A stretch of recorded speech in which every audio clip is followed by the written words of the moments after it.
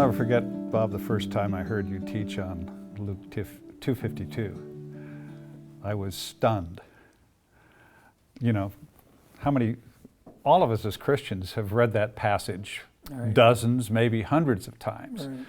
But you just sort of skip over it because it's such a small passage. You never think about it. And I remember you were going to teach on it. I thought, what is he going to teach on this? And it was absolutely profound. What caused you to share this passage with the world?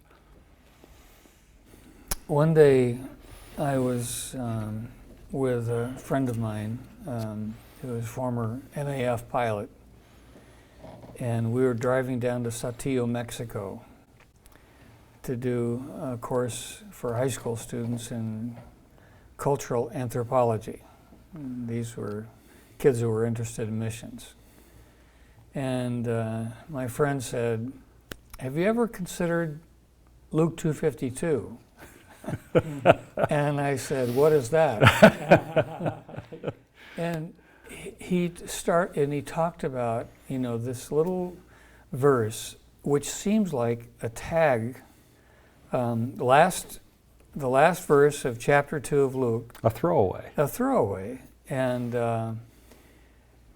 he said, Bob, I think there is a profound depth in that little verse. And so we started to talk about it. And I began to realize that this verse was a description of God's intentions for the only perfect human being who ever lived. That's powerful.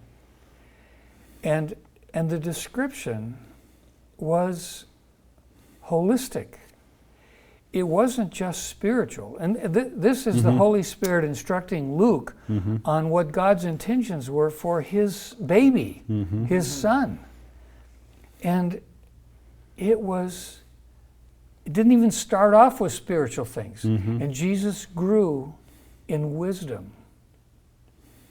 Not intellectually. He grew in wisdom, which includes the intellectual domain. He grew physically, and then spiritually, and then socially. And, being sort of an amateur anthropologist, and having studied Maslow and his incredibly complex classification of human need and human development, I began to ask the question, could all of human development fit into those 4 categories?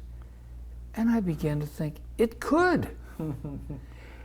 All of human need, all of human development, all of God's intentions for us as human beings can be reflected in that little throwaway verse.